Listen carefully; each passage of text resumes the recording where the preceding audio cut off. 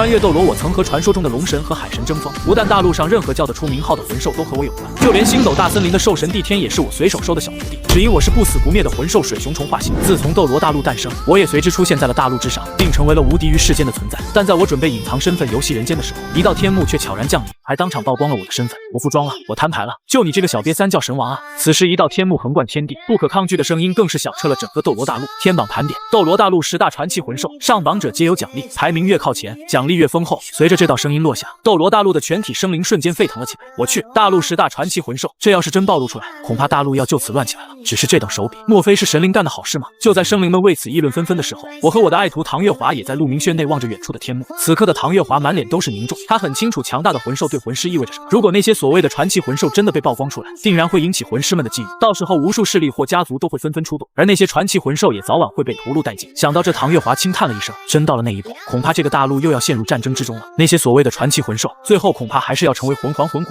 然而相对于唐月华的震惊，我却只是在眼底闪过了一丝古怪之色。传奇魂兽这几个字在别人看来或许是神秘且强大，可其他人乃至唐月华都不知道的是，我曾经亲眼看过不少的传奇魂兽慢慢长大，有些魂兽甚至还在我的身边打过滚卖过怪。只是让我有些好奇的是，我自己算不算是一个传奇魂兽？要是我也被排在其中的话，恐怕我这安稳潇洒的养老生活将彻底破灭。意识到这一点后，我的神情之中多出了一丝认真。月华，其实你的推测也不一定就是对的，说不定传奇魂兽中有一个特别牛的存在。老师，您有拿我打去？这世上的封号斗罗那么多，要是联手出动，大陆上绝对没有魂兽能够抵挡住。不过我倒是真想看看这片大陆上的最强魂兽究竟长什么样。与此同时的天斗皇宫内，伪装成雪清河的千仞雪在听到天幕的声音后，心中顿时掀起了滔天巨浪。10大传奇魂兽，也不知道父亲和母亲当初猎杀的那2头10万年魂兽，算不算是其中之一？不过这天幕倒是做了一件好事，如今大陆上的10万年魂兽早就极为罕见，更是成为了无数强者梦寐以求的存在。但如今这个天幕竟然要将所有的魂兽底牌掀开，这样一来，大陆上就会多出10枚10万年魂环了。只是不知道我是否能够有幸染指其一呢？就在千仞雪如此想着的时候，武魂城教皇殿内的比比东也发现了天幕的存在。10大传奇魂兽吗？那就让我来看看我未来的猎物都有哪些吧。在如今的比比东看来，眼下的这片大陆根本不会有任何的魂兽能威胁到他，甚至未来也不会有，魂兽永远只能是他提升实力的养料。而另一边的蓝霸学院内，刚刚结束训练的史莱克七怪同样看到了天幕，对此唐三惊喜地瞪大了眼睛。10大传奇魂兽简直太好了，正好我的魂环还缺几个呢。说着他还看向了身旁的小舞，脸上甚至还展现出了自信的笑容。不过小舞没有回应他，反倒是面色苍白地站在原地，内心更是陷入了深深的恐惧之中。10大传奇魂兽，大明和二明是不是也算？如果这样的话，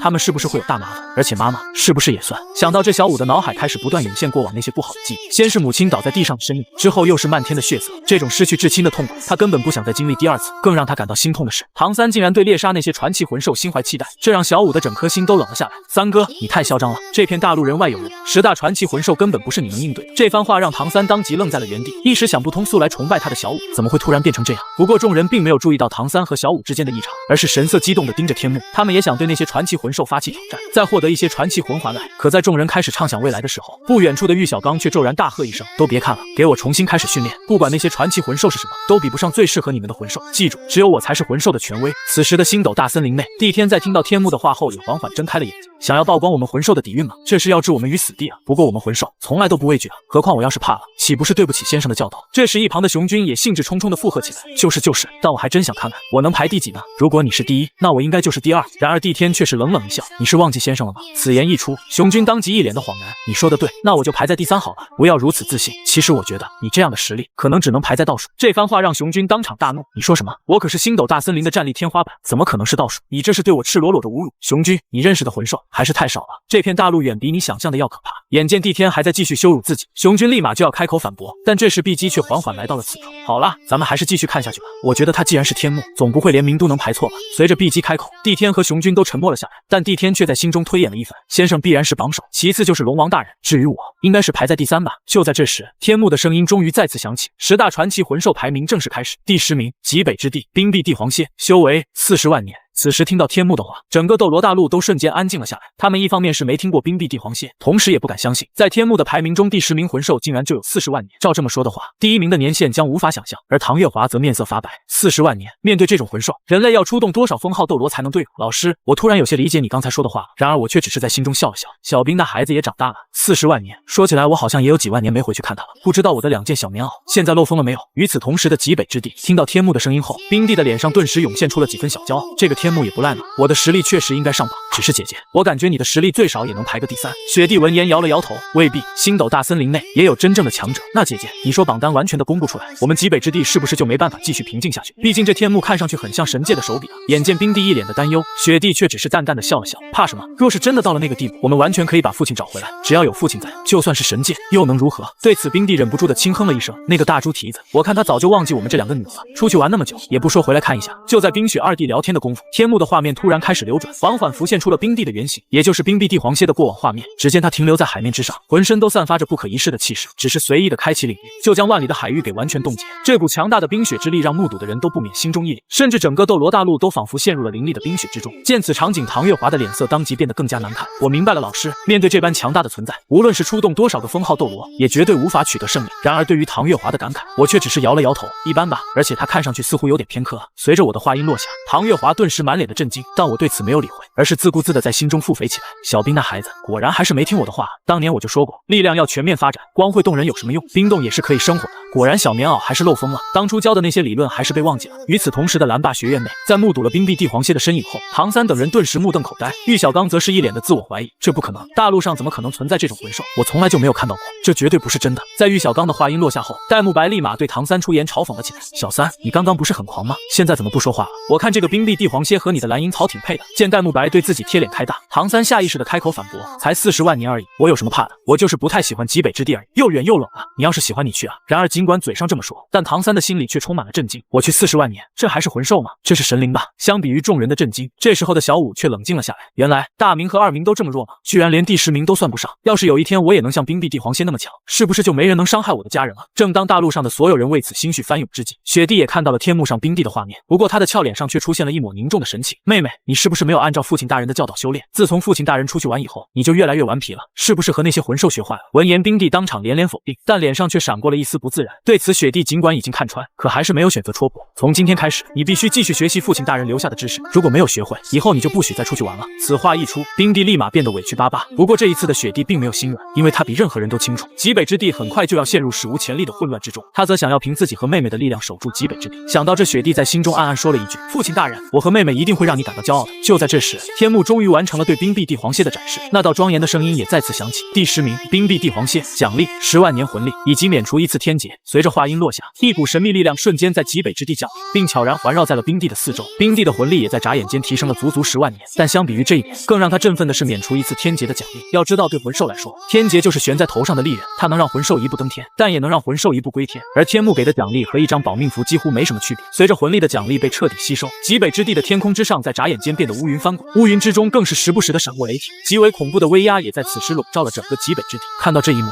雪帝的脸色顿时大变，50万年的天劫居然这么快就来了。说着，雪帝就要上前帮助冰帝渡劫，但还不等他动身，那刚刚凝聚的天劫又陡然消散，乌云也在一瞬间清空。冰帝对此目瞪口呆，就这么结束了吗？免除天劫的奖励真的好强呀！而雪帝则怔怔地站在原地，同时心中也掀起了惊涛骇浪。天劫竟然被随手抹除了，我之前的几次天劫，父亲大人似乎就是像这般随手替我抹去了天劫，这等仅次于父亲的伟力，只有神灵才能拥有。此时另一边的星斗大森林内，看到天幕给出的奖励后，熊军当场惊得张大了嘴巴。我去，帝天你看到了吗？那可是10万年魂力和免除天劫，这也太大方了吧！这天幕到底是哪来的？不会真是神灵的手笔吧？不过帝天没有理会熊军，而是低声喃喃自语起来：免除天劫，这已经不是赏赐了，这是在改写规则。随即帝天突然想到了我在很久之前和他说过的话，在某些特定的时代节点，天地会变得异常慷慨，机遇也会如雨后春笋一般出现，只要能抓住它，就能起飞。在帝天看来，这次的天幕就是他的一次机会，只要他能成功排在前10名之中，那么实力也必定会更上一层楼。不过实际上帝天并不看重实力的提升，但他想让自己和我的境界能够再接近一点点，也只有这样，帝天才认为自己有资格追随我。与此同时的海洋之中，深海魔鲸王罕见的浮出水面，并若有所思地看向了天穹之上的天幕。作为魂兽，他也知道免除1次天劫所带来的好处，所以也不免开始期待自己在天幕的排名。不过深海魔鲸王从来没敢奢求过第1的位置，毕竟在他的心中，第1的位置永远只属于我。而在另一边的武魂殿内，当奖励公布的下一刻，比比东的嘴角就勾起了一抹冷笑。这个天幕果然不是什么好东西，居然给魂兽奖励。纵然如此，我们人类也必将战胜每一头魂兽，并让他们变成为人类提供力量的魂环。等到时机来到之时，我武魂殿必将出兵讨伐所有的魂兽。在比比东立下誓言的时候，另一边的唐月华则神色复杂地叹了口气：老师，您说我们人类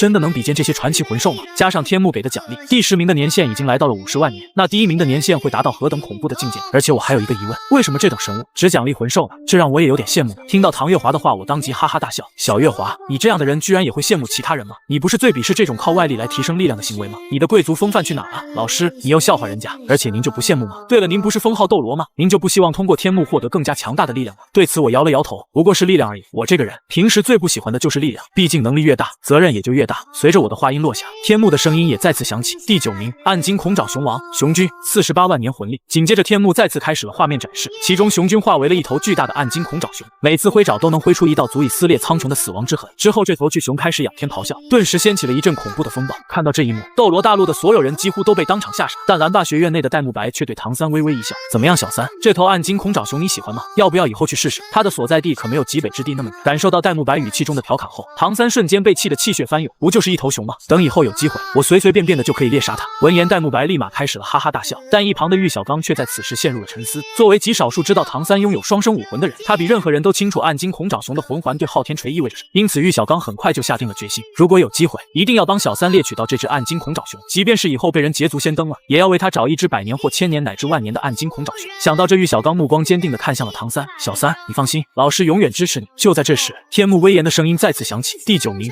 雄君，奖励15万年魂力，免除1次天劫以及1次血脉净化。随着天幕的话音落下，整个斗罗大陆都陷入了寂静之中，他们不敢相信天幕给出的奖励竟然丰厚到了这种地步。在所有人都为此惊惧之际，天幕突然绽放出一道金光，并落在了星斗大森林的雄君身上。紧接着，雄君的身躯肉眼可见的缩小了一半，毛发也随之变得更加璀璨，整体的气势更是攀升到了一个新的层次。随后，天空之上凝聚出了阵阵乌云，但很快就再次消散。而这幅画面则通过天幕转播给了斗罗大陆的所有人。尽管他们都很惊讶雄君的进化，但让他们更加震惊的是，雄君在完成进化之后，居然扭头对身旁的帝天说了一句：“帝天，咱们来打一场吧。”说完，雄君就向帝天发动了进攻。这一幕让所有人都心头一震，他们完全没想到，居然还有魂兽能和如此强大的暗金恐爪熊打一架。与此同时，唐月华下意识地咽了咽口水。老师，您觉得这2只魂兽谁能赢？面对唐月华的询问，我随意地瞥了一眼天幕，这头傻熊肯定是赢不了。而且你看另一只魂兽的模样，看起来就很装，这么装的魂兽要是赢不了，那还不如回家洗洗睡呢。然而对于我的回复，唐月华却有些不赞同，甚至认为我不应该在双方实力没有完全展露的时候，就随便地做出判断。但天幕接下来转播的景象，却让唐月华将反驳的想法都吞进了肚子。只见帝天的身影瞬间消失，直接一拳将雄君给打向了空中。随后他的身影闪转腾挪，并在半空中对雄君进行反复攻击，导致雄君很快就失去了战斗力，甚至在落到地面上的时候已经鼻青脸肿。随即帝天背着手轻轻落在雄君的身旁。雄君，看来先生交给你的东西，你已经全都忘干净了。身为班长，我有义务帮你重新回忆一下，所以下手稍微重了一点，希望你不要怪我。随着帝天的话音落下，我当即兴奋地大吼了一声：“打得好，出拳干净利落，位置选的也好，还真是精彩啊！”说完，我在心中补充了一句：“小田这家伙，看来这么多年都没有偷懒啊，有时间真应该当面夸夸他。”与此同时的极北之地，在看到天幕转播的画面后，冰帝咯咯地笑了2声：“姐姐，那个家伙不就是父亲大人的学生吗？我记得在父亲组建的星斗班里，他好像还是班长呢。至于那头熊，我记得当时就挺傻的，现在挨了一顿揍，恐怕要更傻了。”此时听到冰帝的话，雪帝却是一个暴力敲在了他的头上，不许诋毁父亲大人，更不许诋毁他的学生。你看看你自己，身为父亲大人的你们，连他的学生都比不上，你好意思吗？今天晚上去给我抄家规，抄100遍。与此同时的另一边，随着雄君被帝天轻松打败，整个斗罗大陆都一片哗然。之前他们都以为雄君会一边倒的取得胜利，却没想到最后的结果居然完全反了过来，这让他们再次意识到了天外有天的道理。然而蓝霸学院内的唐三却默默握紧了拳头，尽管他承认帝天的强大，可他也暗自下定了决心，我早晚有一天要把这个强大的魂兽变成我的魂环，让他成为我的垫脚石，能成为我的魂环，相信他也算死而无憾了。而一旁的小舞则陷入了沉思，原来星斗大森林里面居然有这么多的10万年魂兽，那当初他们为什么没有来救我妈妈？就在这时，天幕再次播放起了画面，这次的画面是一棵高耸入云的大树，整个树身之上还布满了一双双紧闭的眼睛，随着这些眼睛缓缓睁开，一道道诡异的紫色光芒瞬间笼罩四周，强大的威势更是扩散开来。紧接着天幕的声音缓缓响起，第8名，妖眼魔术之王万木，魂力55万年。听到天幕的播报声，整个斗罗大陆再次陷入寂静之中，一方面是他们感慨于这头魂兽的年限，另一方面是很多人都没有听说过妖眼魔术，所以对此都不免有些疑惑，不明白斗罗大陆什么时候还有了这种魂兽。而唐月华也怀揣着同样的问题，老师，你听说过妖眼魔术吗？当然啦，你万能的老师，我什么都知道。这种魂兽最引以为傲的力量不在树干，也不在根须，而在他们的眼睛上，那可是蕴藏着时光的力量，那种力量对很多人类和魂兽来说就是无敌的存在。说完，我还在心里感慨了一番，第一次见到他的时候，他还只是一个长着无数只眼睛的小树苗，没想到一转眼就已经长这么大了，不知道他时光的能力运用的怎么样，虽然肯定还是对我没什么用，但应该也足够他称霸一方。在我和唐月华聊天的时候，天幕之上的画面也出现了变化，只见一头狼形魂兽扑向了那棵妖眼魔术，可在紫色的光芒照耀下，那头狼形魂兽的外表却迅速老化，看上去就像是在一个瞬间走完了生命景。这一幕让斗罗大陆的所有人都倒吸了一口凉气。不过星斗大森林内的熊军却有些愤愤不平，先生真是偏心，当初要不是先生给万木那棵破树专门开了几节辅导课，他现在肯定没有那么厉害，又怎么会排在我的上面呢？尽管嘴上这么说，但熊军的心里却非常服气。他也清楚，要是单论魂力，他绝对不是万木的对手。同时，他还意识到了一个问题：如果万木也得到血脉进化的奖励，那实力绝对会达到一个极为恐怖的程度，甚至原本因为树身导致的行动不便，也可能会就此得到解决。而一旁的帝天也想到了这一点，要是万木也能血脉进化，我们星斗大森林的实力必然会更上一层楼。这样的话，我们魂兽的顶尖实力将彻底碾压人类。与此同时，天幕充满威严的声音再次响起：第8名，妖眼魔术之王，奖励20万年魂力，血脉进化1次，免除2次天劫。随着这道声音落下，磅礴的魂力顿时从四面八方飘向星斗大森林，并最终进入了那颗高耸入云的妖眼魔术体内。而那颗妖眼魔术的魂力也在眨眼间来到了75万年。紧接着，天空之上再次出现了翻滚的乌云，可仅仅一个呼吸间，天劫乌云便随风消散。随即，万木庞大的妖眼魔术身躯开始急速缩小，最终化成了一个紫色头发的大汉。他在活动了一下身躯后，哈哈大笑：“太好了，果然像先生说的那样，我的机缘早晚都会到来，我也终于摆脱身上的枷锁了。”而这一幕也通过天幕落到了斗罗大陆所有人的眼中。对此，教皇殿内的比比东感到了无比愤怒，随即他将一名魂兽研究人员叫了过来：“从今天开始，我要你将妖眼魔术列为优先级最高的研究目标。接下来，不管用什么方法，你都要把他的弱点给我找出来。届时，我将带着武魂殿亲自猎杀这头魂兽，让它变成魂环为人类所用。”此时的另一边，唐月华在目睹了这次的奖励降临后，那张俏脸却展现出了一丝不解：“老师，这次的血脉进化是不是有点太简单了？怎么看上去好像只有化形而已？”闻言，我微微一笑：“小月华，你这次是真的看走眼了。这次的血脉进化带来的不仅仅只是化形，还有能力上的进化。这下星斗大森林恐怕要迎来尤里卡时刻了。”唐月华不知道的是，其实我曾经研究过万木体内的奇特力量，后来发现那并非纯粹意义上的时间操控，而是吞噬生命的本质，根本无法精准的释放，导致万木虽然强大，但却存在一定的限制。不过我能感受得出来，天幕这次的奖励改变了万木使用那股力量的方式，也就是让这股力量可以精准的释放和分配，而这也将为万木的族群带来翻天覆地的变化。就在我如此想着的时候，天幕中的万木终于有了动作。只见他扫视了一圈自己的族地，紧接着就从眼中射出了2道紫色的光束，但光束的目标并不是敌人，而是不远处的其他妖眼魔术。随即那些妖眼魔术的气息开始疯狂攀升，几乎是在一瞬间就跨入了万年的层次。看到这一幕，整个斗罗大陆都陷入了疯狂之中，比比东更是当场惊呼一声：“加速魂兽成长，这是神灵的力量，这是我们人类的威胁！来人啊，传我命令，张贴最高级别的悬赏令，号召大陆各地的强者组成猎杀小队，目标星斗大森林，猎杀妖眼魔术之王。”此时随着比比东的话音落下，天幕的声音也再次响起：“第7名，碧姬，翡翠天鹅之王，绝对的治愈王者，魂力60万年。”听到这话，整个斗罗大陆都为之一振，所有人也在此时意识到了一个问题：从此刻开始，排名已经不再是单纯的实力对比，而是一次次彻底颠覆认知的预告。接下来出现的每只传奇魂兽，都必将刷新人类魂师对强大2字的理解极限。此时的星斗大森林内，听到天幕新的播报后，熊军当即向帝天提出了一个建议：“帝天，我们必须尽快把万木接到这里来。现在的他已经成为整个大陆的焦点，如果人类强者一起出手，他绝对会非常危险。”闻言，帝天深以为然的点了点头：“我亲自去找他。碧姬的奖励也马上要到了，只有咱们这里才是最安全的。”说完，帝天的身影一闪，下一秒就消失在了原地。与此同时，天幕也播放起了碧姬的画面。只见画面中的碧姬化为了圆形翡翠天鹅，不但体型要比一般的天鹅大上数倍不止，就连身体上也流转着柔和的光泽和生命气息。见此场景，玉小刚的呼吸骤然加快了许多。太美了，这简直不像是魂兽，更像是生命本身的化身，不愧是治愈系之王。说着，玉小刚将目光望向了奥斯卡。奥斯卡，你记住，从理论上来说，翡翠天鹅是最适合辅助系魂师的魂兽，如果你的魂环配置能够围绕这个方向展开。然而还不等玉小刚把话说完，奥斯卡就一脸难以置信地打断了他：“大师，你是认真的吗？那可是60万年的魂兽，你是不是想让我去送死啊？”这番话让玉小刚当即被噎得脸色一黑。唐三见此主动站了出来：“小奥，大师的意思是，你可以在之后去发展这个方向，而且我们史莱克7怪可是一个整体，将来我们一定会帮你猎杀那头魂兽。”对此，戴沐白却冷哼了一声：“你是打算让我们陪你一起去送死吗？60万年的魂兽，我可没有那么自不量力。60万年的魂兽又怎么了？不过是区区的治愈系魂兽而已，他们本来就不擅长战斗，只要我们成为封号斗罗，完全可以联手拿下他。”这时，玉小刚也开口附和起了唐三：“没错，治愈系魂兽本身就缺乏攻击力，这是魂兽体系中的基本规律，大家千万不要被表象所迷惑。”就在玉小刚开口讲话的时候，天幕的画面再次发生了变化，这次的画面回溯到了一处湖畔。此刻，碧姬的圆形翡翠天鹅正微微垂手，而一道淡然的声音则回荡在整个画面之中：“碧姬，你是我所有的学生中最善良的一个，但你也要明白，有时候单纯的救治并不能真正的解决问题。任何一名医师都无法治愈这个世界上所有因暴力产生的伤口，只有力量才能阻止这一切的发生。”随着话音落下，翡翠天鹅歪了歪脑袋，显然是对于这番话心存疑惑：“老师，我是翡翠天鹅，是治愈系的魂兽，我的力量本身就只能用来抚平伤痛。您说的那种力量，我这种治愈系魂兽真的能拥有吗？”这个疑问不只是翡翠天鹅的疑惑，同时也代表了整片大陆所有人的疑问。对此，玉小刚则是连连冷笑：“荒谬！一个治愈系的魂兽，居然还敢妄言力量！在我看来，这声音的主人也不过是在哗众取宠。”而教皇殿内比比东的反应也和玉小刚差不多，这声音的主人真是可笑，他所掌握的理论更是贻笑大方。按照他的说法，医师岂不是要上战场冲锋？说完，比比东还在心里补充了一句，这一点，这个声音的主人就完全比不上小刚。要是让小刚来指导那个魂兽，相信那只魂兽的实力也会变得更强。在大陆因为治愈系魂兽是否能拥有力量的事情展开激烈讨论时，唐月华也向我问出了心中的疑问：老师，治愈系的魂兽真的能拥有那种力量吗？闻言，我默默地看了一眼天幕，想不到这个天幕居然能将我当初教导碧姬时的场景复刻出来，这东西到底是什么来头？不过我当初是怎么回答碧姬的来着？随即我沉思片刻，才想起了当初的答案，并将其转述给了唐月华。小月华，你看问题还是太浅显了。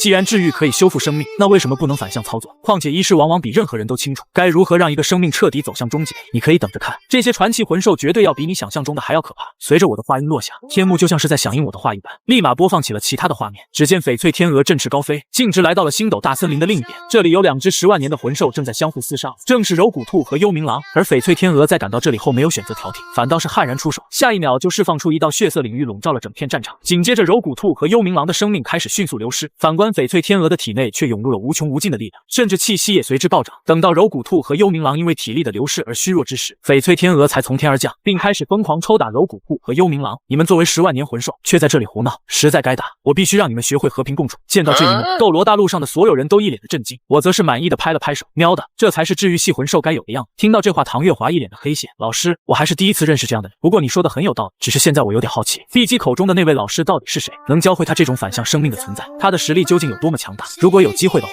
真想亲眼见一下对方的相貌啊！与此同时的蓝霸学院内，小五在目睹了2头10万年魂兽被抽成陀螺后，他的情绪直接当场崩溃，因为他发现其中的那头柔骨兔居然是自己的妈妈。相比于小五的心痛，唐三的心情则有些复杂，毕竟他之前也认为治愈系魂兽拥有力量是一件不可能的事情，但如今天幕却用最残酷的方式狠狠地打了他一记响亮的耳光，为此他甚至在心中咆哮了起来。不是，这2头10万年魂兽都是吃素的吗？这么废物也配叫10万年吗？此时另一边的玉小刚更是面色惨白，他不敢相信自己在魂兽方面居然会做出错误的判断，而这也从侧面证明了他在魂兽理论研究上的失败。与此同时的教皇殿内，看到天幕的画面，比比东的脸色瞬间阴沉下来，他没想到天幕竟然在顷刻间否定了他一直信任的理论，这让他的心中不由得产生了一个念头，原来玉小刚也会错，这个世界果然谁都靠不住，只有自己才是最可靠的。随即比比东不再多想，而是将注意力放在了天幕之上。刚刚播放的画面还让比比东产生了另一个疑问，那个教会碧姬如何掌握力量的存在究竟是何方神圣呢？就在这时，天幕威严的声音再次响起，第7名碧姬，奖励25万年魂力，奖励1次血脉进化，奖励免除2次天劫，奖励生命法则领悟1次。眼见天幕给出的奖励如此豪华，我面前的唐月华下意识地咽了咽口水。生命法则领悟，听上去这已经不是凡俗层面的力量了，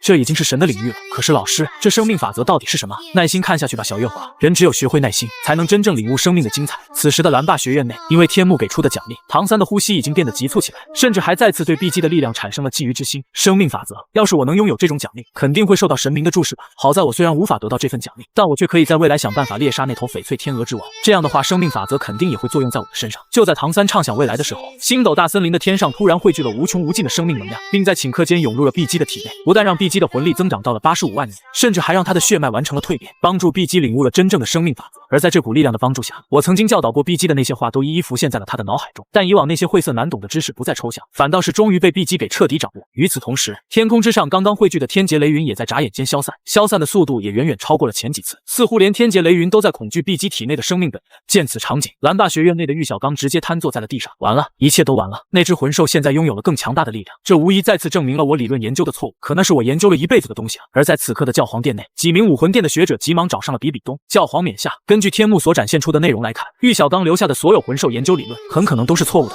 听到这话，比比东瞬间意识到了问题的严重性。要知道武魂殿有很多事情都是在按照玉小刚留下的理论推进下去，如果玉小刚的理论出现错误，那么武魂殿的各项魂兽研究很有可能就此陷入瘫痪状态，甚至武魂殿本身也会受到影响。想到这里，比比东当场震怒，你们是干什么吃的？为什么直到今天才知道了玉小刚的理论错误？教皇大人，这一切都是玉小刚的错啊，我们完全是按照他的理论在推进研究啊。听到其中一名学者的解释，比比东当即哑口无言。他很清楚这名学者说的的确是事实，而这一个事实已经足以让他心目中玉小刚的完美形象彻底崩塌。不过比比东很快就调整好了心态，够了，既然玉小刚的理论已经被证明错误，那就全部废除，即日起武魂殿所有的魂兽研究都重新开始，但你们从今往后要保证所有的理论研究都是正确，我要了解所有的传奇魂兽，否则我们以后还怎么去猎杀他们？在比比东大发雷霆的时候，天幕也再次开始了排名。第6名，极北之地，雪地，雪的精灵，极北之地绝对的王者，魂力70万年。话音刚落，天幕就播放起了雪地的画面，画面之中的他容貌充满了魅力，浑身更是散发着华丽而高贵贵的气质，甚至让斗罗大陆上的无数男性都本能地产生了仰慕之情。不过唐月华在看到这幅场景后却愣在了原地，他不知道为什么，总觉得雪帝举手投足间展现出的高贵与从容，和自小学习礼仪的他非常相似，甚至唐月华还产生了一种错觉，仿佛雪帝就是完美版本的他。这时唐月华的视线不由自主地落在了我身上，可他却猛然发现，我看向雪帝的眼神没有任何的贪婪和渴望，只有一种带着极致温和的慈爱，就像是父亲隔着岁月长河看到了已经长大的你。这让唐月华的心中隐隐有了一种猜测，但他却没有多问，而是默默地注视着我。与此同时，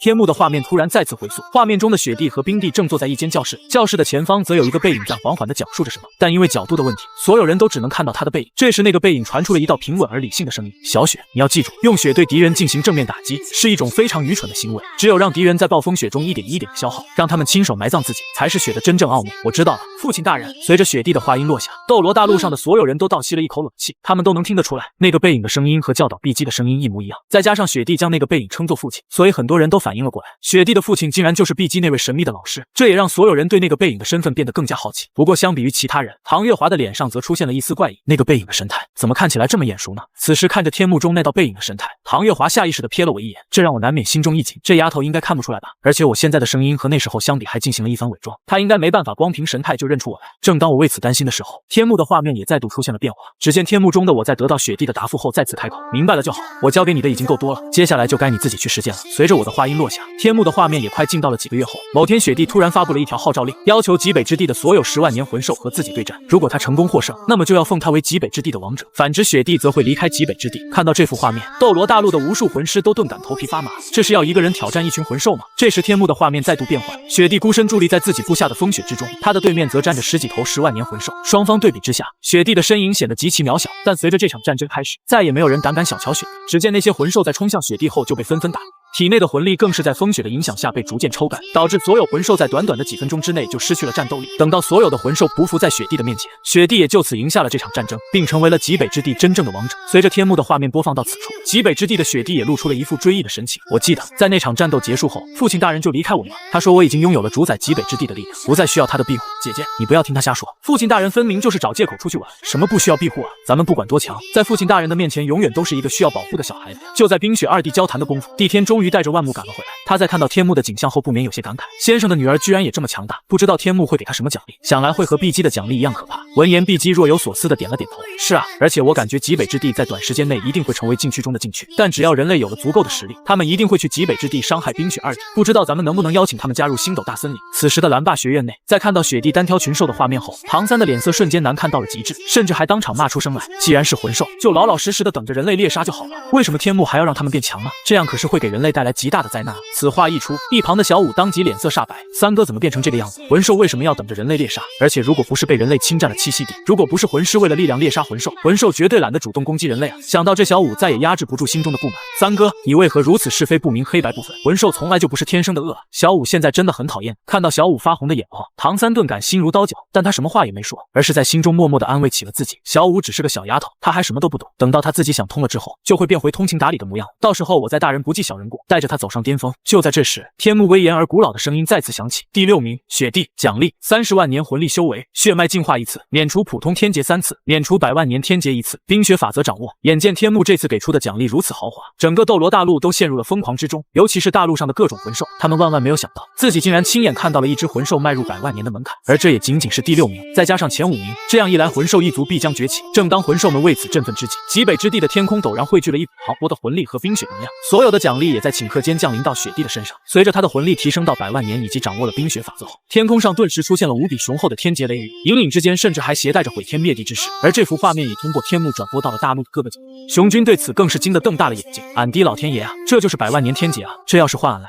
不得给俺劈成炭啊！相比于雄军的震惊，大陆上的无数人类则在心中默默开始了祈祷，希望这个100万年天劫能顺利降临下来，最好是将恐怖的雪帝给当场干掉。但接下来的景象和之前没有任何区别，天劫雷云还是在眨眼间消散，极北之地也在转瞬之间变得晴空万里。见此场景，饶是比比东也倒吸了一口凉气。来人啊，传我的命令，将雪帝暂且列为武魂殿的最高禁忌，任何人不得踏入极北之地招惹这等存在。另外，组建猎杀小队的事情要加快，只要我们能猎杀那头妖眼魔术王，就能借此为跳板猎杀冰雪二弟。此时另一边的大海之上，通过雪帝的奖励，深海魔晶王看到了突破100万年大关以及从中顺利存活下来的希望，所以他顿时陷入了狂喜之中。紧接着他铺开自己的精神力，锁定了一个方向，那里有一处叫做真海神岛的岛屿，也是现任海神的祭祀之地。不过那位海神早就失去了被世世代供奉的资格。波塞西家族一直以来供奉的也是我，原因只有一个，那就是这位海神不是我的对手，因此只好让出正统的海神岛，并另寻了一处小岛，将其命名为真海神岛，想要借此抗衡祭祀我的海神岛。这种行为对我来说拙劣而可笑，但作为我忠实的追随者，深海魔晶王绝不允许这种事情发生，甚至在他的心目中，只有我才是真正的海神，所以他已经下定决心，等到天幕的排名轮到他，那么他就会在大海上传播我的无上荣光，碾碎一切胆敢质疑我的势力和存在。此时的蓝霸学院内，看到雪帝得到所有奖励后，戴沐白不禁对唐三嗤笑了一声：“小三，面对这样的魂兽，你还想要猎杀他们吗？”然而对于戴沐白的嘲讽，唐三非但没有气馁，眼中反倒是燃起了更加汹涌的光芒。虽然这些魂兽很强大，但我还很年轻，未来还有无限可能。只要我足够努力，我一定可以战胜他们。到时候他们的力量也将受我驱使。就在唐三大声宣誓的时候，天空之上的天幕再次响起一道威严的声音：“第5名，邪眼暴君主宰，80万年魂力，思想的主宰，无敌的精神力王者，来自异界的邪星。”紧接着天幕的画面再度变换，只见一颗巨大的眼瞳悬浮于虚空之中，整个眼睛还呈现出了让人不安的暗红色，眼睛附近甚至还有无数根触手在疯狂舞动。看到这幅瘆人的景象，整个斗罗大陆的人类都产生了一种本能的畏惧。这是什么魂兽？这个长相简直就是传说中的魔鬼，而且精神力王者，是不是说他在精神层面上已经超越了所有魂兽？还有那具来自异界的邪星，这头魂兽的来历恐怕根本就不是我们这个世界的吧？这时唐月华也向我小声询问了起来：“老师，这个大眼珠子你见过吗？你不是号称游遍整个大陆吗？这种级别的魂兽，你总不至于一点印象都没有吧？”然而听到唐月华的问题，我却没有立刻回答，但我并非不知道实情，而是因为唐月华的问题牵扯过多，只要开口回答一个，后面的问题就会像决堤的洪水一般源源不断。比如邪眼暴君主宰的来历和意见，以及我是如何知道这些问题的。这些问题我要是一个回答不好，就会引起一个接一个的大麻烦，说不定我的养老生活也会提前结束。因此我在思索了片刻后选择了转移话题，看下去不就知道了吗？要是提前知道答案了，那还有什么意思呢？听到这话，唐月华撅了撅嘴，随后将目光看向了远处的天幕，但内心却多了一丝复杂的思绪。等等，老师好像从来没说过自己的来历吧？只知道他是游历大陆的旅人，却从没有提过家乡，更没有说过自己的出身。所以老师到底有怎样的故事？在唐月华沉思之时，我也陷入了回忆之中。若干年前，我曾第一次遇到这位精神力王者，面对他强大的精神威压，饶是我也产生了一点点的压力。但等到真正交手，我还是轻而易举地战胜了他，甚至还对他点拨了一番，从而让邪眼暴君主宰对自己的力量有了更加深刻的理解，也让他真正决定在这个世界安家。但如今天幕将他的存在曝光了出来，定然会给大陆带来翻天覆地的变化。不过相比于这一点，真正让我担心的还是天幕对我的排名。如果天幕果真将我排到了10大传奇魂兽之中，那么我的秘密必然会暴露。尽管对此我非常抗拒，但我眼下也束手无策，唯一能做的也就是暗暗祈祷，希望天幕别把我的信息抖得太干净。与此同时的教皇殿内，看到天幕有关邪眼暴君主宰的介绍，比比东不禁蹙起了眉头。这是什么意思？难道说这头魂兽不属于这个世界吗？身为武魂殿的教皇，比比东能接触到许多有关大陆的秘密，他也因此非常清楚，世界之外肯定还有世界。但他深知一件事，那就是能凭借自身力量跨越世界壁垒的存在，必然会极其恐怖。想到这比比东忍不住将雪帝和邪眼暴君主宰放在了一起对比，而最后得出的结论更是让他心中一寒，因为他发现无论如何假设，雪帝都绝对不是邪眼暴君主宰的对手，这让比比东的内心顿时生出了无比强烈的紧迫感。行动必须加快了，我要趁着这次号召大陆狩猎妖眼魔术的机会，一举定鼎，彻底终结大陆的乱世。在心中暗暗下定决心之后，比比东急忙将鬼斗罗和菊斗罗给叫了过来。通知下去了吗？各国对猎杀妖眼魔术的行动反应如何？已经通知下去了，各国的反应都很强烈，尤其是那些隐居的封号斗罗，几乎是没有任何犹豫就决定参与此次行动。听到菊斗罗的回答，比比东满意的点了点头。在他看来，这是一次名正言顺的号令天下，也是武魂殿统一大陆的第一步。正当比比东满腔热血之时，天幕的画面突然回溯起了邪眼暴君主宰降临时的画面。只见一个陨石陡然撕破夜空，带着炽烈的尾焰坠在了地面之上，并且瞬间掀起了极为恐怖的暴风。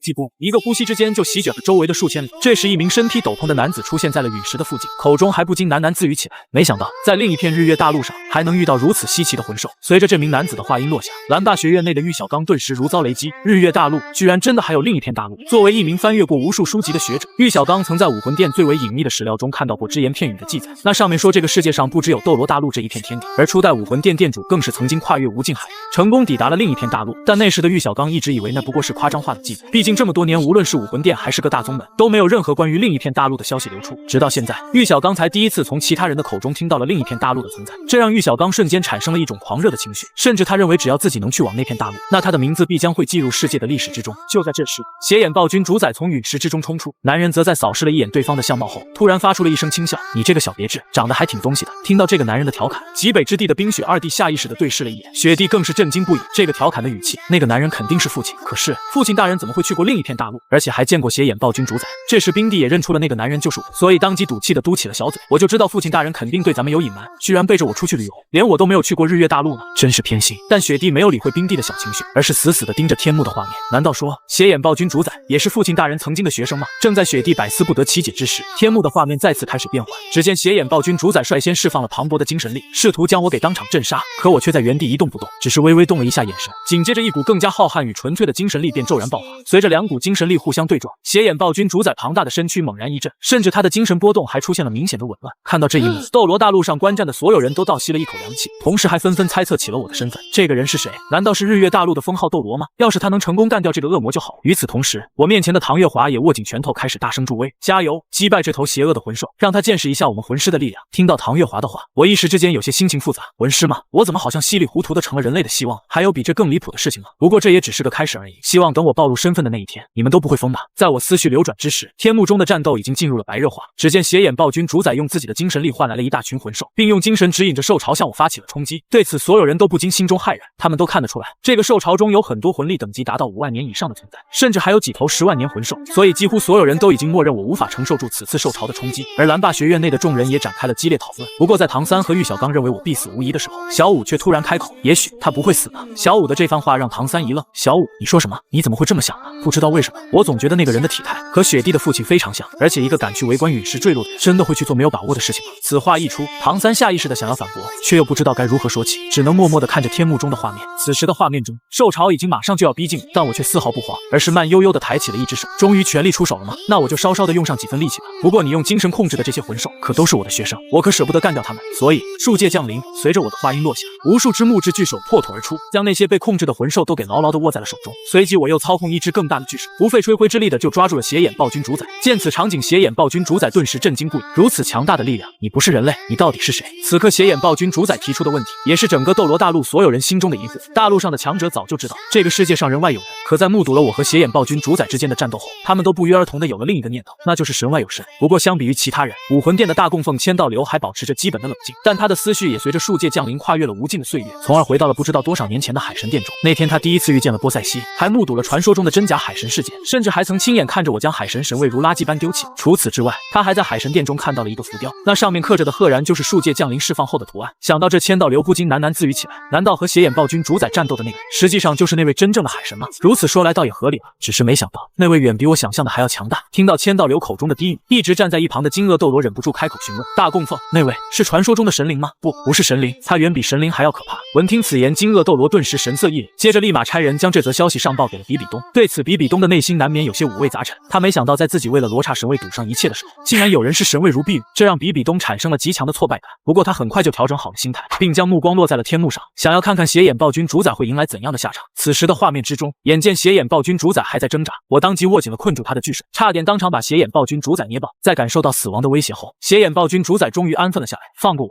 求你了，只要你饶我一命，我愿意为你做任何事。斜眼暴君主宰的这番话让我顿感厌恶，在我看来，一只魂兽可以做错任何事情，却唯独不能放弃自己的尊严。因此为了让他尝到丢失尊严的后果，我又语气玩味的对他挑衅起来：是吗？那你干脆来做我的儿子好了。不过让我没想到的是，斜眼暴君主宰却立马大声嘶吼：你在侮辱我！我斜眼暴君主宰怎么可能给别人当儿子？我不可能为了生存而放弃底线，臣服于你的力量已经是我做过最丢脸的事情了。说完，斜眼暴君主宰的眼神中还流露出了强烈的坚定，大有甘愿赴死的意思。见此，我沉默片刻，随后在斜眼暴君主宰的注视下开始哈哈大笑。很好，看在你还留有底线的份上，我就不让你当我的儿子了。从今天开始，你就是我的学生了。学生吗？没错，正所谓一日为师，终身为父。以后为父不对，为师会教你如何正确运用自己的精神力，帮你改掉只知道用精神力来碾压和侵蚀的坏毛病。当然，为师也不是那种只会占便宜的人，只要你某天能击败我，那我也将拜你为师。尽管你击败我的可能性只有1/100000，但这确实是你仅有的机会。此时听到我的话，斜眼暴君主宰顿时陷入了沉思。尽管他也知道1/1000的可能性意味着什么，但他不愿意放弃这来之不易的机会，所以在短暂的沉默后，他就答应了我的要求。紧接着天幕的画面再度变换，这次画面直接来到了星斗大森林，碧姬雄君帝天还有斜眼暴君主宰都出现在了画面之中。不过这时候的他们正坐在书桌上认真听课。看到这幅画面，现实中的雄君不好意思的挠了挠头，原来那个大眼珠子还真是从日月大陆来的。当年他说自己是外星来的，我还以为是在吹牛呢，没想到他还真是外星的。但是先生收的这个学生也太奇怪了，相比于雄君军对邪眼暴君主宰的关注，帝天则将所有的注意力放在了另一件事情上。天幕播放的画面越来越多了，这样一来，先生和我们的关系就要彻底暴露。不过先生也是时候回到星斗，我们需要他，星斗也需要他。随着一众魂兽认真听课的画面被传播到大陆各国，所有人都不禁议论了起来，就连唐月华也忍不住开口。原来这么多的传奇魂兽都拜了同一个人为师，那这个老师又该是第几名传奇魂兽呢？第二吗？还是第一呢？老师，你觉得呢？然而我却无所谓的摆了摆手，爱第几就第几，跟你没关系，咱们过好眼下的生活就可以了。不是老师，您就一点都不好奇那个魂兽共师吗？不好奇，听我的，你也别管了，一日为师，终身为父。为父不对，为师的话你要放在心上。说完，我不禁有些懊恼，没想到自己竟然又犯了口误的毛病。好在这个险些让我暴露的问题，在唐月华的眼中，只是我故意在学习那个男人的话。毕竟他自从认识我这个老师开始，我就一直是这般跳脱的性格，故意去学习其他人的话也完全合理。就在这时，天幕的画面再次开始变换，这时候的邪眼暴君主宰已经在我的手下顺利毕业，紧接着他就迫不及待地带着我来到了日月大陆的邪魔森林，想要在这里向我展示一番学习的成果。在我们降临到森林的下一刻，他就对整片森林的魂兽释放出了无与伦比的精神力，几乎是在一瞬间就控制了所有魂兽的思想。但这群魂兽没有变成行尸走肉一般的傀儡，只是眼神中出现了一抹狂热，就像是变成了邪眼暴君忠实的信徒。随即整片森林都响起了邪眼暴君的声音，即日起我就是邪魔森林的王，名为邪帝，不服者可以来挑战我。在邪眼暴君话音落下的同时，天幕的画面突然定格，那道威严的声音也随之响起。第5名，邪眼暴君主宰，又名邪帝，奖励35万年魂力修为，血脉进化1次，免除3次普通天劫，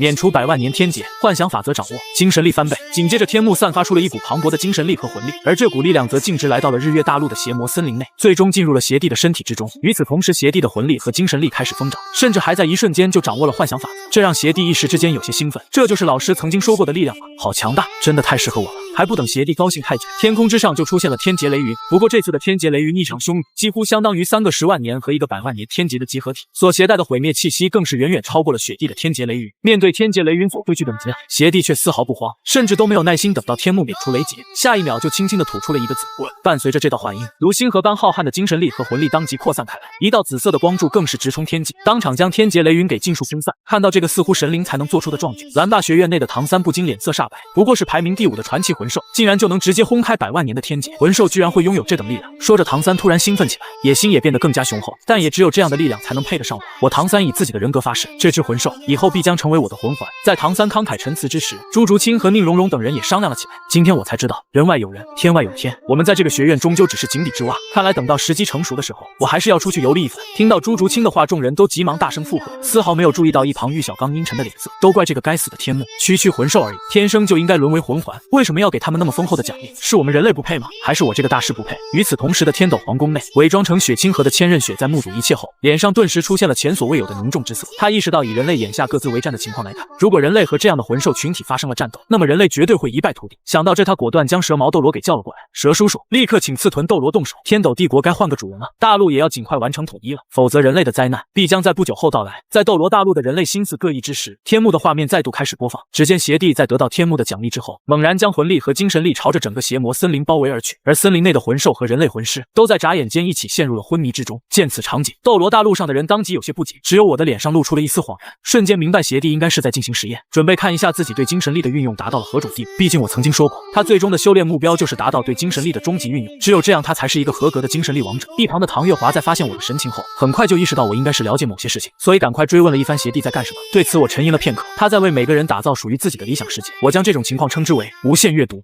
此时听到我的解释，唐月华却一脸的不相信，老师，你是在开玩笑吧？魂兽怎么可能做到这一步呢？为什么不可能？你应该做过梦吧？如果一个人做梦的时间达到了1000年，梦里面有爱有恨，有亲人有敌人，有美好有遗憾，你甚至会在里面死去，这种情况下不就相当于是在创造世界吗？此话一出，唐月华的脸色瞬间位置一变，他已经明白了我的意思。如果一个人在梦境中度过了1000万年，那么对当事人来说，梦中的世界将成为唯一的真实，甚至现实反倒会成为一场短暂的幻觉。就在这时，天幕中也响起了邪帝的声音，没想到我居然真的做到了。原来庄周梦蝶，黄粱一梦，先生当初讲过的2个故事居然真的能够实现。这样的话，我将对所有人类乃至魂兽实现真正的掌控。听到邪帝的自言自语，斗罗大陆的所有人都感觉到了一股寒意袭来，他们意识到了一件可怕的事实，如果邪帝真的能为不同的目标创造出长达1000万年的梦境，那么恐怕会有无数人类和魂兽甘愿成为邪帝的梦中人。毕竟无论梦境的时间有多长，现实中最多也就是度过了几个时辰，要是能进入到长达1000万年的梦境之中，那么人类和魂兽的所有愿望都可以达成，他们可以在里面弥补遗憾，也可以在里面肆意战斗，从而积攒经验和力量。等到梦梦醒之时，梦中人的实力将飙升到一个恐怖的程度，而在外人的眼中，梦中人也不过是睡了一觉而已。与此同时的教皇殿内，月关和鬼斗罗都来到了比比东的身旁，并和他一起观望着天幕的画面。随着众人意识到邪帝的可怕，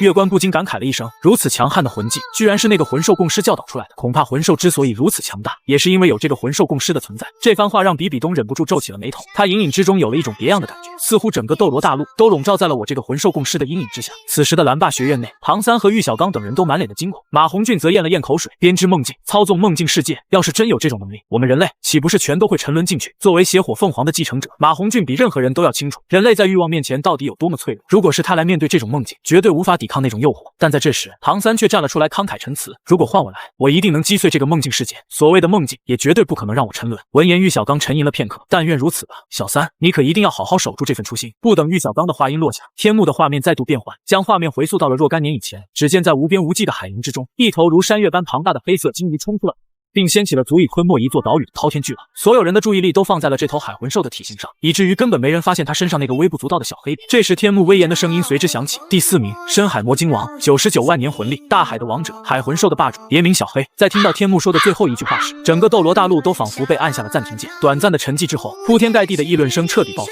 刚刚是不是有什么奇怪的东西混进去？这个小黑是怎么回事？这天幕不会是想说大海的王者叫做小黑吧？对此唐月华也忍不住吐槽了起来，这么大的体型，结果叫小黑，真不知道这名字是谁取的，也太没水准了。话音刚落，我就一个暴力敲在了他的脑袋上，没礼貌，懂不懂什么叫尊重？人家可是传奇魂兽，你怎么能鄙视人家的名字呢？名字就不能有特殊的意义吗？此时另一边的星斗大森林内，当天幕说出小黑的名字后，一众传奇魂兽都露出了恍然大悟的神情。我记得小黑这个名字就是先生给取的吧？而且当初小黑好像还为了先生当场顶撞了那时的海神。听到熊军的话，帝天点了点头，没错，那一战中小黑出了很大的力气，他排在第4名的位置名副其实。闻言，熊军嘿嘿一笑，这第4名俺也服气，只是在得到天幕的奖励后，恐怕小黑当初的愿望终于要实现了。熊军的这番话让诸位传奇魂兽都愣了一下，接着纷纷想起了小黑那个让人心惊的宏大愿望。这时天幕的画面缓缓拉近，而小黑身上那个被所有人忽略的小黑点也终于清晰地映入了每个人的眼帘。那是一道披着斗篷的身影，正是多年以前的我。随即我缓缓开口：小黑，作为你的主人，我现在要带你去打一场仗，教训一些不知死活的家伙。放心，没有任何人能够阻挡我们。此话一出，小黑顿时发出一声嘹亮而悠长的精鸣：主人，我们已经一起生活了90万年，我是你亲手养大的，这一次居然有人敢侮辱你，那我小黑一定要让他知道花儿为什么这样红。而大陆上的所有魂师也在这一刻认出了我的身影，那是魂兽共师，他居然还是这头深海魔鲸王的主人。如此强悍的传奇魂兽，居然奉他为主。不过相比于这一点，让众人更加好奇的其实是另一件事，那就是这样的一个组合到底要去和谁战斗。正当众人为此各执己见的时候，天幕中的我突然开始了哈哈大笑。对，就是要这样。这一次我们的目标是伪海神神殿。随着我的话音落下，教皇殿内的比比东顿时满脸的错愕。什么叫伪海神神殿？海神难道还有伪装出来的吗？况且就算有，也只是一个冒名者，何须这样的组合亲自出手呢？这时千道流缓缓来到了比比东的面前，的确存在伪海神，也就是众所皆知的现任海神波塞冬。这番话让比比东和月关等人都浑身一震，脸上更是不约而同的写满了怀疑。见此，千道流再次解释起来，在海神岛的内部，真正的信徒不会将波塞冬称之为正统海神，甚至还将其建立的神殿称之为伪海神殿。说完，千道流不禁陷入了回忆之中。他在踏上海神岛接受神考失败后，曾和波塞西进行过私下交谈。那时的波塞西每当提起波塞冬，俏脸之上都会忍不住的泛起鄙夷之色，甚至还声称其实波塞冬连触碰神位的资格都没有。想到这，千道流将波塞西的话复述给了众人。直到这个时候，比比东等人才明白了事情的原委，但神情也不由自主的更加严峻了几分。毕竟他们也非常清楚，魂兽共师是海神这件事对人类来说并不是什么好事。就在这时，天幕上的画面又一次发生变化。只见我和小黑来到了伪海神岛的前方，岛屿之上则笼罩了一层湛蓝色的光幕，显然是神灵在庇护这座岛屿。然而面对这个看上去坚不可摧的光幕，我却只是随意的抬手向前一挥，紧接着浩瀚的魂力化为了一道恐怖冲击波，并撕裂虚空，朝着伪海神岛呼啸而去。随着一阵犹如玻璃碎裂般的声音响起，那道防护屏障在接触冲击波的下一刻就轰然破了。与此同时，海神岛上的信徒和神使们开始四散奔逃。神殿内的波塞冬也被惊醒，他在看到狼狈逃窜的信徒后勃然大怒。可当神使锁定在岛屿外面的我和小黑后，波塞冬的神情又陡然僵住。他认出了我的身份，也感受到了我身上恐怖的气势和魂力，这让他的身体忍不住颤抖了起来。不过这份恐惧很快就被波塞冬压了下去。凡人岂敢进犯海神岛？话音刚落，天空就骤然变得昏暗，恐怖的神明威压也随之席卷四方。看到这一幕，蓝霸学院内的玉小刚顿时面色一变，甚至失去了直视天幕的勇气。这就是真正的神吗？这一次那个魂兽共师恐怕要吃大亏了。一旁的唐三也点了点头，是啊，神终究是神，绝对不是凡人可以抗衡的存在。在众人为此议论纷纷之时，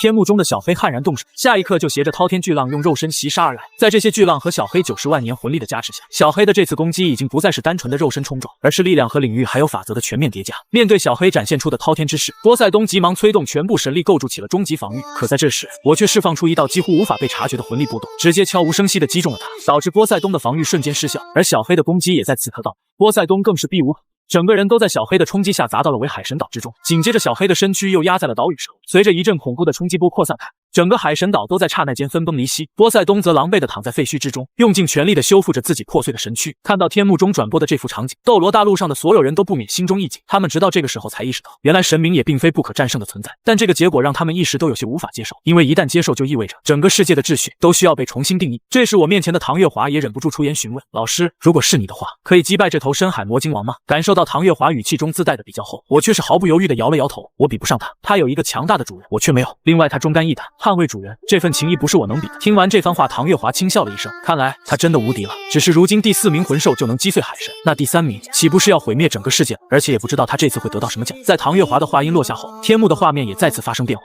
只见我踩在小黑的背上，居高临下的望着波塞冬。波塞冬，你不仁不义，舍弃家族，滥杀无辜，意图不轨凝聚海神神位。今日算给你一个小小的惩戒，日后再犯，绝不轻饶，勿谓言之不预也。紧接着，波塞冬体内的魂力被瞬间抽离，堂堂海神的魂力也在眨眼间掉到了连封号斗罗都不如的地步。随后，天幕威严的声音再次响起：第4名，深海魔鲸王，奖励40万年魂力修为，免除4次普通天劫，免除100万年天劫，水之法则融合，力量翻倍，进化为鲲。随着播报结束，天幕的力量也降临到了现实中的小黑身上，小黑的魂力也在这股力量的作用下开始疯长，体型更是迅速成长到了横贯天地的恐怖程度。不过小黑没有去感受力量的提升，也没有沉迷于水之法则，而是在天空上的天劫雷云凝聚又消散后，加快速度朝着真海神岛的方向进发。在赶到岛屿之时，他一句废话都不讲，下一秒就将自己庞大的身躯压在了岛屿上，随即整个真海神岛瞬间粉碎，并伴随着掀起的滔天巨浪沉没在了汪洋之中。直到这时，浑身杀气的波塞冬才缓缓现身。是谁胆敢袭击我真海神岛？说着，波塞冬将目光落在了小黑的身上，但在看清小黑的相貌以及感受到对方如今的实力之后，波塞冬的脸色骤变，他意识到小黑已经不再是被他当成麻烦的海魂兽，而是一个超越他的神器。想到这，波塞冬迅速冷静下来并自我反省，之后他大喝了一声，这次是你赢了，但我不会放过你和你的主人的，记住，我才是真正的海神。说完，波塞冬掉头就跑，完全没给小黑反应的机会。等到天幕将这幅画面转播出来，斗罗大陆上的所有人都不免有些发懵，蓝霸学院内的唐三却破口大骂，不是，这海神在干什么？居然逃跑了，倒是和那头魂兽狠狠地打一架。要是我的话，我直接就抬手镇压了那个深海魔鲸王，让他看看什么才叫神奇。